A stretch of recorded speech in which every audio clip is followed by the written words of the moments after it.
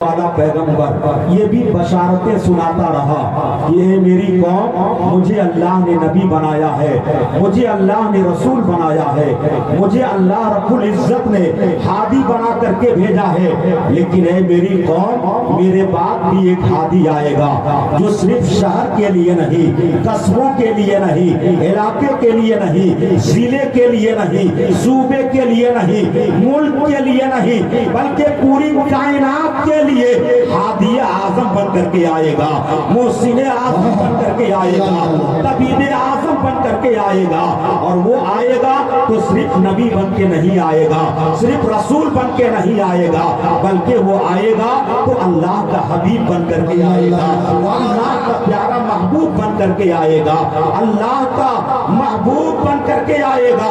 آنے والے یہ بشارتیں دیتے رہے، حضرت آدم نے بھی اپنی اولادوں کو یہ بشارتیں دی، حضرت نوح نے اپنی قوم کو یہ بشارت دی، حضرت زکریا نے دی، حضرت یحییٰ نے دی، حضرت دانیال نے دی، حضرت موسیٰ اور عیسیٰ نے دی، حضرت ابراہیم و اسماعیل نے دی۔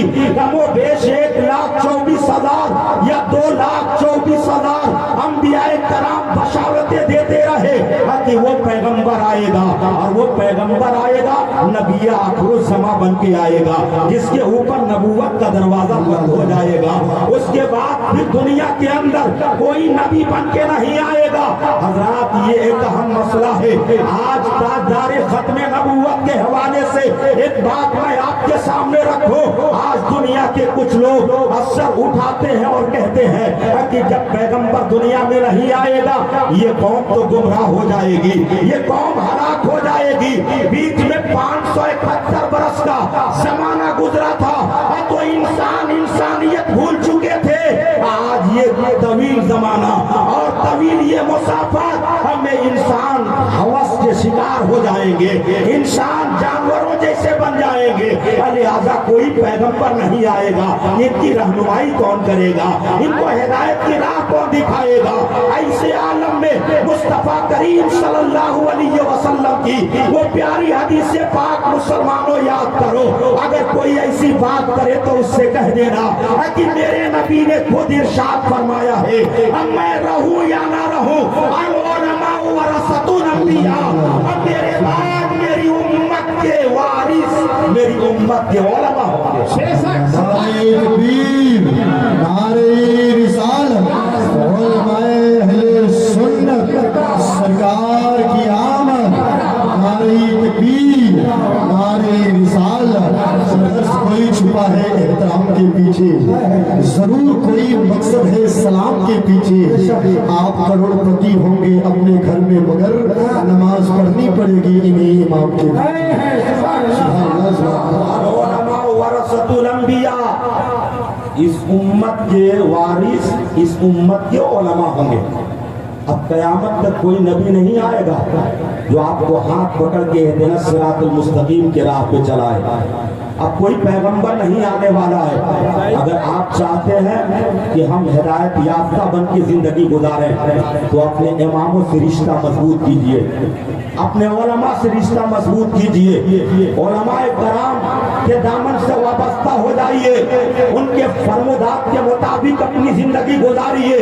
کوئی عالم دین جب مسجد کے ممبر پہ کھڑا ہوتا ہے یا جلسے جلوس کے ممبر پہ کھڑا ہوتا ہے وہ اپنی باپ کی بات نہیں کرتا ہے، وہ رسول پاک کی بات رسول پاک کی بات کرتا ہے۔ اس لیے آج ضرورت ہے علماء کرام سے محبت ہو جائے۔ حضرات یکے بعد دیگرے انبیاء کرام آئے، سب نے یہ بشارتیں دی، یہاں تک کہ 571 برس کا جو زمانہ گزرا ہے اس زمانے کے اندر کچھ حالات ایسے بنے کہ اس زمانے کے یہودیوں نے، اس زمانے کے نصرانیوں نے اپنے علماء کو اکٹھا کیا، اور اکٹھا کرنے کے بعد سے ان سے کہا کہ تورات کے اندر، زبور کے اندر، انجیل کے اندر جو بشارتیں آئی ہیں وہ آپ आखिरी नबी बन करके आएगा, वो आखिरी नबी अल्लाह का हबीब बन करके आएगा। ए हमारे उलमा, अगर वो नबी आ गया तो हमारे नबियों की शान में फर्क आ जाएगा, यानी हमारे नबियों की शान घट जाएगी, उनका वक़ार खत्म हो जाएगा। इसलिए उस नबी को आने ना दिया जाए, उस नबी को आने से रोका जाए। अब कहा उनके उलमा ने कैसे रोका जाए, अब कहा नसरानियों ने, यहूदियों ने, कि जब उस नबी का बाप दुनिया में आए, आप हमें बताएं, हम उसके बाप को ही कत्ल कर देंगे, हम उसके बाप को कत्ल कर देंगे, न उसका बाप दुनिया में रहेगा, न वो पैगंबर दुनिया के अंदर तशरीफ लाएगा। लिहाजा ये प्लानिंग होती है और मीटिंग के अंदर ये तय होता है।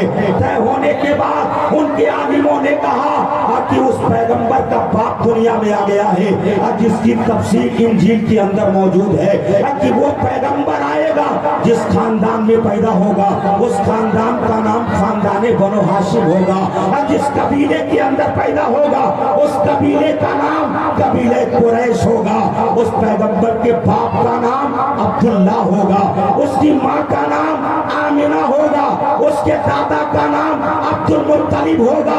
लिहाजा वो पैगंबर इस रूए जमीन के ऊपर आएगा, उसके बाप दुनिया में आ चुके हैं, यानी अब्दुल्ला की विलादत हो चुकी है और उनकी उम्र तकरीबन 6-7 साल की हो चुकी है। वो बच्चों में खेलने के लायक हैं, बच्चों में खेल रहे हैं। लिहाजा जब यहूदियों ने सुनने के बाद से पेट में दर्द हुआ कि कैसे उसे कत्ल किया जाए, कैसे उसको मार डाला जाए, न वो रहेगा न वो आखिरी नबी दुनिया में आएगा। उस जमाने में एक शख्स को बुलाया जाता है जो पैसे लेके लोगों को कत्ल करता था, बुलाया गया, उसे दौलतों की लालच दी गई, उससे कहा गया अगर तू अब्दुल मुत्तलिब का छोटा बेटा अब्दुल्ला का सर कलम करेगा, अब्दुल्ला को कत्ल कर देगा, तो जान ले हम तुम्हें इतनी दौलत देंगे, इतनी दौलत देंगे, तेरी कई पुश्त खाएगी, लेकिन फिर भी वो दौलत खत्म नहीं होगी, वो दौलत खत्म नहीं होगी। वो दौलत का लालची कुत्ता वो कत्ल करने के लिए राजी हो गया। वो तो अब्दुल्ला को जानता नहीं था, लेकिन फिर भी उसने सफर किया और मक्के की सरजमीन पर आता है, हरम के करीब आया। आने के बाद से हरम के करीब देखता क्या है, चंद बच्चे आपस में खेल रहे हैं, उन बच्चों के पास आके खड़ा हो गया, उन बच्चों पे नजरें जमा के देखने लगा। देखता क्या है, उन्हीं बच्चों में एक बच्चा है जो बड़ा हसीनो जमील है, देखने में बड़ा भोला भाला है, देखने में बहुत खूबसूरत है। उसके पेशानी से सूरज की शुआएं नमूदार हो रही है, उसकी पेशानी से चांद की चांदनी चमक रही है, इतना हसीनो जमील है जिसकी पेशानी के चमक को देख के चांद भी शर्मिंदा हो जाए। लिहाजा उस शख्स ने जब देखा और उसकी नजर जब बच्चे के ऊपर पड़ी है, उसने बच्चे की तरफ इशारा किया और इशारा करके बच्चे को बुलाया और कहा कि बेटा तू हरम का रहने वाला है, अरब का रहने वाला है। मैंने ये सुना है जो अरब के लोग होते हैं अगर वो किसी से वादा करते हैं तो सर कट जाए तो कट जाए, वादा खिलाफी नहीं। सुभान अल्लाह, सुभान अल्लाह, सुभान अल्लाह। ये अरब दस्तूर था ज़माने जाहिलियत में। आज हम कैसे मुसलमान हैं? मुसलमानों आज अभी हम कहते हैं कुछ और करते हैं कुछ और। एक कप चाय पे हम अपने ईमान का सौदा कर देते हैं। ये आज का प्रोग्राम जहाँ जश्न ईद मिलादुन नबी है, वही इस्लाह मुआशरा भी है, इस्लाह मुआशरा भी है। इसलिए दोनों बातें आप समाप्त करते चलिए। लिहाजा मैं कहना चाहूंगा उस जमाने के लोग अनपढ़ थे, उस जमाने के लोग गंवार थे, उस जमाने के लोग जाहिल थे। उन्हें उस जमाने के लोगों को जमाने जाहिलियत से ताबीर की गई है। अब आप अंदाजा लगाइए, जमाने जाहिलियत के लोग थे लेकिन उन लोगों के अंदर दो ऐसी खुसूसियात थी जिनको आज भी शरीयत के अंदर बयान की गई है। नंबर एक, अगर किसी से वादा करते थे तो वादा खिलाफी नहीं करते, और नंबर दो, अगर कोई उनके दरवाजे पर मेहमान आ जाता था तो दिल खोल करके मेहमान नवाजी करते थे। सुभान अल्लाह, सुभान अल्लाह। मेहमान नवाजी में कहीं से कोई कमी नहीं। आज अगर हमारे दरवाजे पे मेहमान आ जाए तो पहला दिन तो वो मेहमान है, दूसरे दिन सर में दर्द होने लगता है, भाई साहब कब जाएंगे। अगर किसी तरह दूसरे दिन भी रुक गया तो तीसरे दिन तो माथे पे पसीने आ जाते हैं। भाई साहब कब तक मेहमान बन करके हमारे घर रहेंगे और कब तक खर्चे कराते रहेंगे। लेकिन अरब की सरजमीन पर अगर मेहमान 10 रोज तक भी रुक जाता, अरब के लोगों के सर का बोझ नहीं बनता था। जमाने जाहिलियत में एक मेहमान के लिए एक ऊंट ज़बह कर दिया जाता है। एक मेहमान के लिए अरब की तारीफ पढ़िए, एक ऊंट ज़बह कर दिया जाता। इस कदर दिल खोल करके अरब के लोग मेहमान मेजबानी का काम अंजाम दिया करते थे, मेहमानों की मेजबानी किया करते थे। लिहाजा उस वक्त उस बच्चे से कहा कातिल ने कि मैं हरम की धरती पे मेहमान हूँ और बहुत तेज भूख लगी है और बहुत तेज प्यास भी लगी है। बेटा क्या तू मुझे पानी पिलाएगा, क्या तू मुझे कुछ खिलाएगा? बच्चे ने कहा बिल्कुल घबराए ना, अभी मैं कुछ खाने का इंतजाम करता हूँ। बच्चा अपने घर के अंदर जाता है, जाने के बाद खजूर के चंद दाने लेता है, प्याले का पानी लेता है, ले करके आया। आने के बाद कातिल यानी उस मेहमान के सामने पेश करता है, कहा ये खजूर खाओ और पानी पियो। उसने खजूर खाया, पानी पिया और उसके बाद जानते हैं उस शख्स ने कहा बेटा मैं बहुत दूर से सफर करके आया हूँ। बच्चे ने कहा आपके चेहरे का गर्दो गुबार बता रहा है, आप मुसाफिर हैं, काफी थके हुए हैं। कहा आप आए हैं, कहना क्या चाहते हैं? बच्चे से कहा उस शख्स ने कि मैं आया हूँ, एक मकसद लेकर के आया हूँ, एक राज लेकर के आया हूँ और बेटा मैं तुझसे बताना चाहता हूँ और मैं ये उम्मीद रखता हूँ कि तू ये मेरी राज को फाश नहीं करेगा, तू किसी से कुछ कहेगा नहीं, तू किसी से कुछ बताएगा नहीं। बच्चे ने कहा आप कहे तो सही, आपसे मैंने पहले कह दिया है, हम जो वादा करते हैं उस पे बिल्कुल अटल रहते हैं। लिहाजा उस शख्स ने कहा कि मैं सरदार कुरैश अब्दुल मुत्तलिब के छोटे बेटे अब्दुल्ला से मुलाकात करना चाहता हूँ। उस बच्चे ने कहा आप उससे मुलाकात करके क्या करोगे? कहा उसे कत्ल करूंगा और उसका सर अपनी झोली में रख करके ले करके जाऊंगा, लिहाजा मैं इसी मकसद के लिए आया हूँ। उस बच्चे ने कहा ऐसी बात है, और तो अपना सर बच्चे ने झुका दिया और झुका के कहा कि मेरा सर कलम कर लो।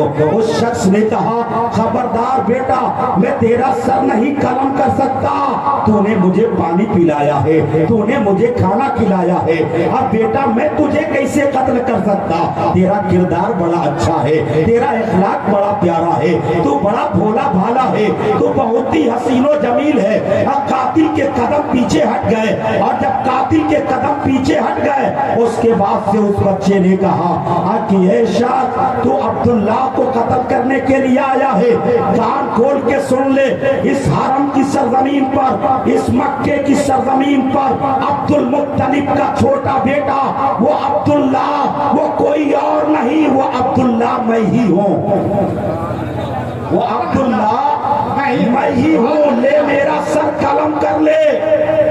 कातिल के पांव के नीचे से जमीन खिसक जाती है, उसके बदन कांपने लगते हैं, थर्रा जाता है कातिल, कदम पीछे हटते चले गए। कुछ देर के लिए ठहर गया, ठहरने के बाद अब्दुल्ला के सर से लेके पांव तक देखता रहा। कुछ देर के बाद उसने ये फैसला किया और फैसला करके आगे बढ़ा।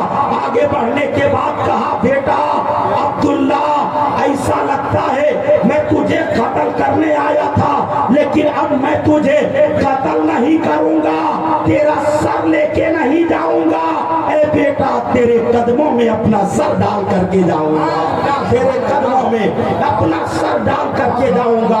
मैं कहना चाहूंगा अब्दुल्ला आपकी ये इखलाक का कमाल नहीं था, आपके ये किरदार का कमाल नहीं था, जो कातिल के दिल में रहम पैदा हो गया और कातिल ने आपको बख्श दिया, कातिल ने आपको कत्ल नहीं किया।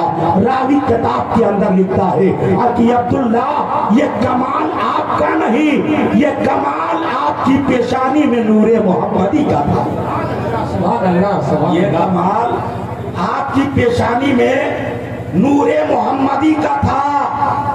اب ایک جملہ میں آپ حضرات کے سامنے رکھنا چاہتا ہوں.